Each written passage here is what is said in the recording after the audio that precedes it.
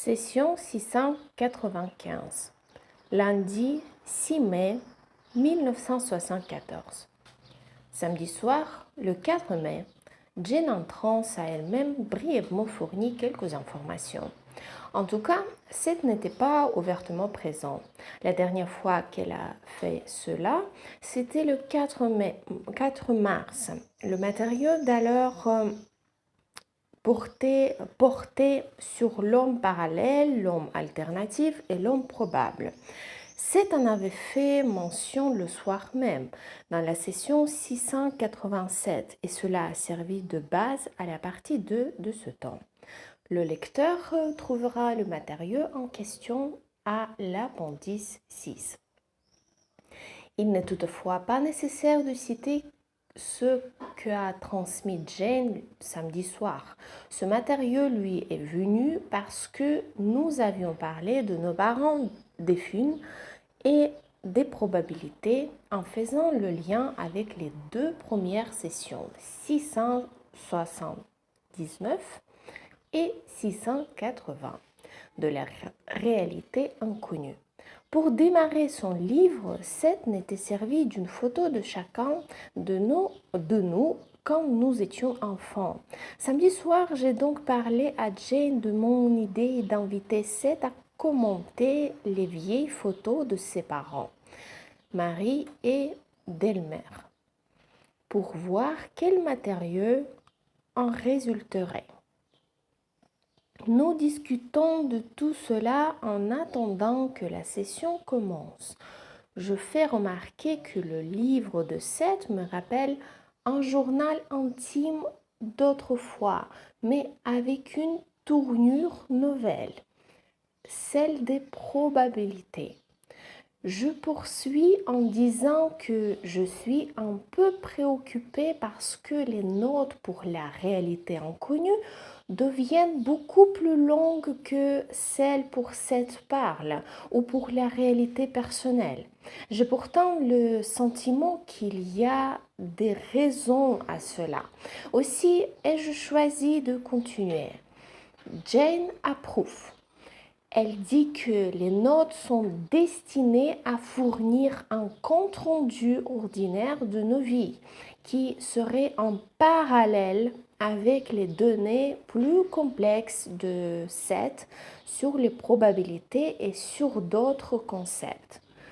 Elle pense qu'il aura plus à dire à propos de notes par la suite dans le livre. Juste après la fin de cet échange, à 21h03, Jane me dit qu'elle va dicter un matériau complémentaire venant d'elle-même. Elle me demande de le transcrire. Ce que nous savons de l'espèce peut être comparé à ce que nous savons de nous-mêmes en tant qu'individus. D'une certaine façon, les deux concepts sont au même niveau et ont à voir avec des réalités dans des séquences consécutives du temps.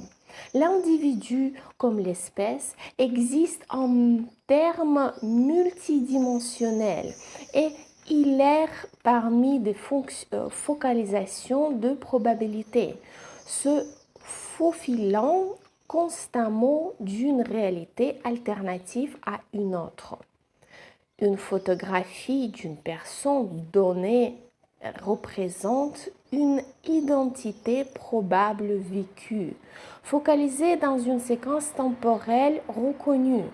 Sa validité dépend des autres clichés invisibles qui n'ont pas été pris, tout comme les notes qui constituent une symphonie sont importantes du fait des notes impliquées qui ne sont pas réellement utilisées.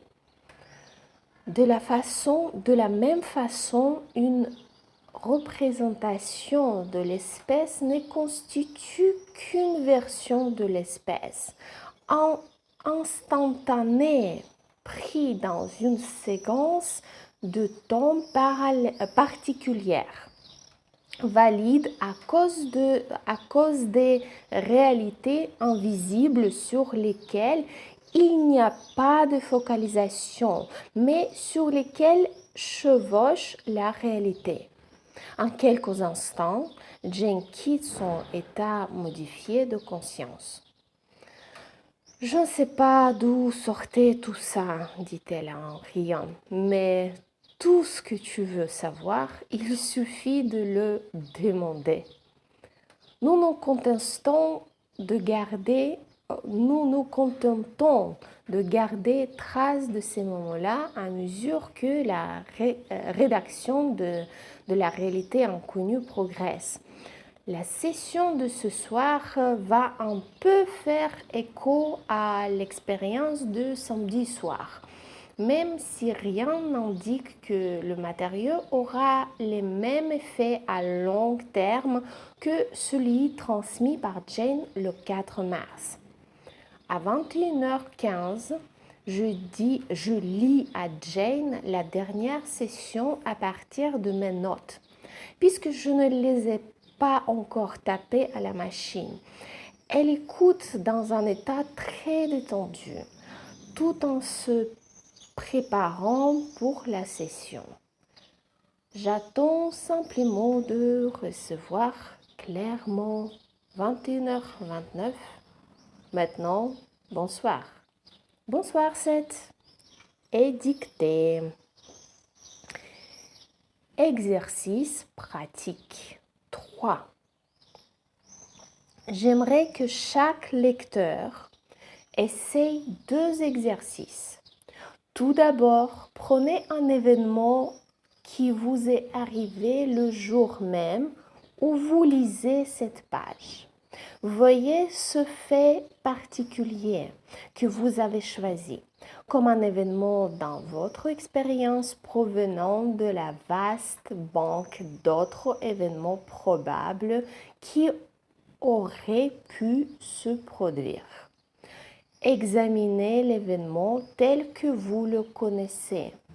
Ensuite, essayez de retracer son émergence à partir du fil de votre propre vie passée, telle que vous la comprenez, et projetez à l'extérieur, dans votre esprit, quels autres événements peuvent émerger de celui-ci pour devenir une action dans votre futur probable.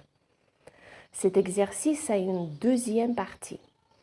Quand vous en avez fini avec la procédure qui vient d'être donnée, changez alors votre point de vue. Voyez l'événement depuis la position de quelqu'un d'autre qui est également concerné. Peu importe à quel point l'expérience semble être d'ordre privé, quelqu'un d'autre a un lien avec elle. Voyez l'épisode à travers ses yeux et procédez comme avant en ayant juste ce point de vue modifié. Personne ne peut faire cet exercice pour vous, mais les résultats subjectifs peuvent être stupéfiants.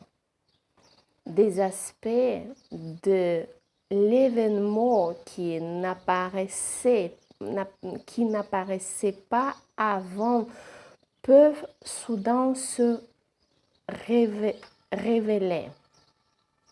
Vous ferez plus pleinement l'expérience de ces dimensions. Accordez-nous un instant. Maintenant, Seth aborde un matériau que Jane a évoqué au cours de notre conversation samedi soir, après m'avoir dicté ces informations dont j'ai parlé plus haut. Exercice pratique 4. Pour le deuxième exercice, prenez une photo de vous-même et placez-la devant vous.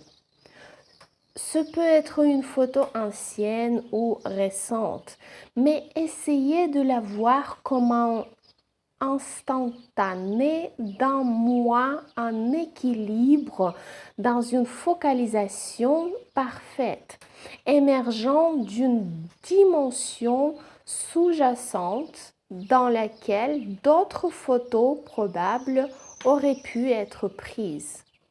Ce moi-là, voyez-vous, émerge triomphalement unique et incontestable dans sa propre expérience. Pourtant, dans les traits que vous voyez devant vous, dans ce maintien, cette posture et cette expression, il y a aussi des miroitements, des colorations ou des nuances qui sont des échos appartenant à d'autres probabilités. Essayez de les percevoir. Exercice pratique 5. Maintenant, prenez une autre photo de vous, à un âge différent de celui que vous aviez sur la première. Demandez-vous simplement, est-ce que je regarde la même personne? En quoi cette seconde photo est-elle familière ou étrange? En quoi diffère-t-elle de la première que vous avez choisie ce soir? Quelles similitudes unissent les deux photos dans votre esprit? De quoi faisiez-vous l'expérience quand chaque photo a été prise? Quel chemin pensiez-vous suivre dans une photo qui n'ont pas été suivies dans l'autre? Ces directions-là ont été suivies. Si elles ne l'ont pas été par le moi que vous reconnaissez, alors elles l'ont été par un moi qui est probable en vos termes. Dans votre esprit, suivez les directions que ce moi-là aurait prises en fonction de votre façon de penser à des événements de ce genre. Si vous trouvez une ligne de développement que vous souhaiteriez maintenant avoir suivi, bien que ne l'ayant pas fait, pensez alors profondément à la façon dont ces activités-là pourraient aujourd'hui trouver leur place dans le cadre de votre vie officiellement acceptée. La vie officiellement acceptée dont il est question ici m'a rappelé que dans la dernière session 694, c'est à employer l'expression votre idée officiellement reconnue de la réalité physique, en parlant du rôle que les événements probables jouaient dans l'histoire de notre monde. Dans la session 686, il a fait référence aux données officielles lorsqu'il a considéré la sélection de certaines impulsions mentales et biologiques faites par les premiers hommes comme une réalité physique. Plus tard, dans la même session, il a utilisé l'expression d'histoire officielle qui s'explique d'elle-même. Dans la session 684, il a parlé de notre activité officielle lorsqu'il a comparé notre réaction aux pressentiments et aux prémonitions à notre façon d'accepter une réalité psychologique normale.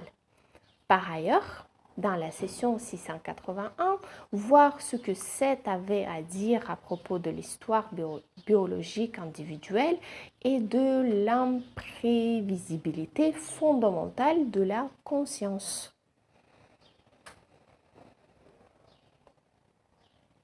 De telles rêveries associées au désir avec le soutien du bon sens peuvent occasionner des points d'intersection dans les probabilités qui provoquent un nouveau réalignement des éléments profonds de la psyché. De cette façon-là, des événements probables peuvent être attirés dans votre structure de vie actuelle. 21h40. Nous avons parlé de l'homme probable et avons l'intention de traiter de manière plus approfondie de l'homme ou de la femme probable, tel que cela s'applique à votre espèce. Les événements de l'espèce commencent toutefois avec l'individu. Tous les pouvoirs, attitudes et caractéristiques qui sont inhérents à l'espèce sont inhérents à chacun de ses membres.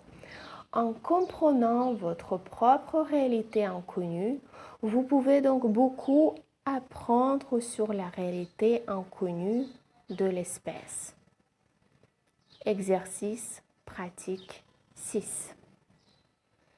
Maintenant, choisissez une autre photo. Je veux que vous regardiez celle-ci d'une manière un peu différente.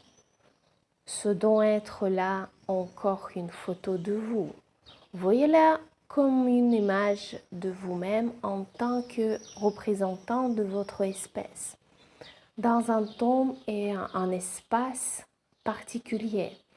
Observez-la comme vous pourriez examiner la photo d'un animal dans son environnement. Si la photo vous représente dans une pièce, par exemple, alors pensez à celle-ci comme un type particulier d'environnement, aussi naturel que les forêts. Considérez votre personne de la façon suivante. Comment se font-elles parmi les autres éléments de la photo? Ou comment est-elle distincte? Voyez ces autres éléments comme des caractéristiques de l'image, considérez-les comme des traits plus vastes qui vous appartiennent.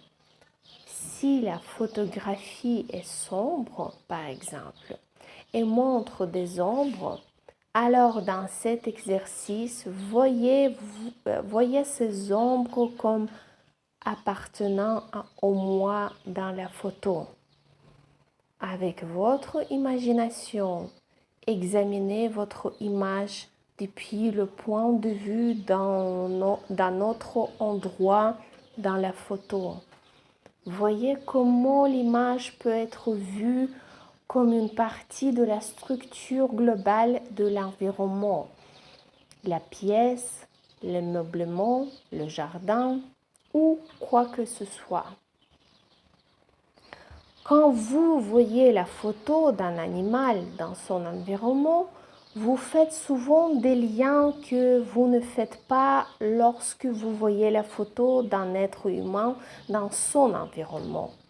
Pourtant, chaque lieu est aussi unique que l'habitat de n'importe quel animal, aussi personnel, aussi partagé, aussi signifiant en termes d'individus et d'espèces dont ce dernier fait partie.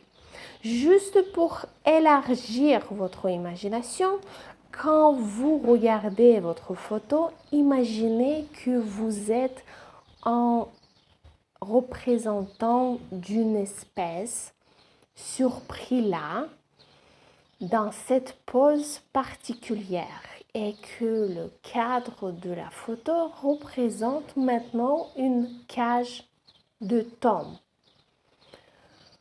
Vous qui regardez la photo de l'extérieur, vous êtes maintenant hors de cette cage de tombe dans laquelle votre spécimen a été placé. Ce spécimen, cet individu, ce vous représente, mais aussi un aspect de votre espèce. Si vous maintenez ce sentiment, l'élément de tombe devient alors aussi réel que tous les autres objets à l'intérieur de la photo. Bien qu'invisible, le tombe est dans le cadre. Maintenant, levez les yeux. L'image, la photo n'est rien qu'un petit objet dans toute l'étendue de votre vision. Vous n'êtes pas seulement extérieur à vous-même dans la photo, mais celle-ci représente maintenant juste une petite partie de votre réalité. Pourtant, la photo reste inviolée à l'intérieur de son propre contexte. À l'intérieur de celui-ci, vous ne pouvez pas modifier la position d'un objet. Si vous détruisez la photo elle-même, vous ne pouvez en aucune manière détruire la réalité qui était derrière. Vous ne pouvez pas, par exemple, tuer l'arbre qui pouvait se trouver sur la photo. Accordez-nous un instant. 22h11, en transe, Jane sombre brusquement dans le silence pendant plus d'une minute. Ses yeux restent clos tandis qu'elle se balance lentement d'avant en arrière. Son débit était bon depuis le début de la session. La personne à l'intérieur de la photo est au-delà de votre portée. Le vous que vous êtes peut apporter tous les changements que vous voulez dans votre expérience.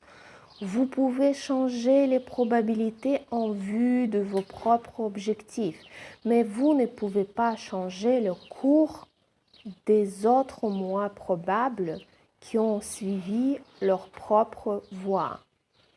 Tous les mois probables sont connectés.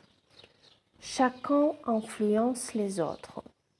Il y a une interaction naturelle, mais pas de coercition.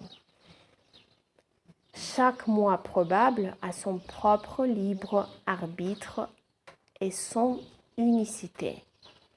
Vous pouvez changer votre propre expérience dans la probabilité que vous connaissez, qui elle-même chevauche une infinité d'autres probabilités. Vous pouvez apporter dans votre propre expérience n'importe quel nombre d'événements probables, mais vous ne pouvez nier l'expérience probable d'une autre partie de votre réalité. Ce qui revient à dire que vous ne pouvez pas l'annihiler. Quand vous regardez une photo de votre histoire personnelle, elle représente votre émergence dans cette réalité particulière, ou la réalité qui était acceptée comme étant officielle au moment où la photo était prise. Vous regardez donc une photo d'un représentant de votre espèce, prise dans un moment particulier de probabilité. Cette espèce a autant de rejetons et de développement que vous en avez au niveau personnel. Tout comme il y a des mois probables en termes personnels, il y a des mois probables en termes d'espèces. Tout comme vous avez votre passé personnel, officiel et reconnu, vous avez dans votre système d'actualité une histoire officielle de masse, plus ou moins acceptée. Voir la note 2. Soumise à un examen, cette histoire de l'espèce présente toutefois de nombreux vides et divergences et laisse beaucoup de questions sans réponse. Maintenant, faites votre pause.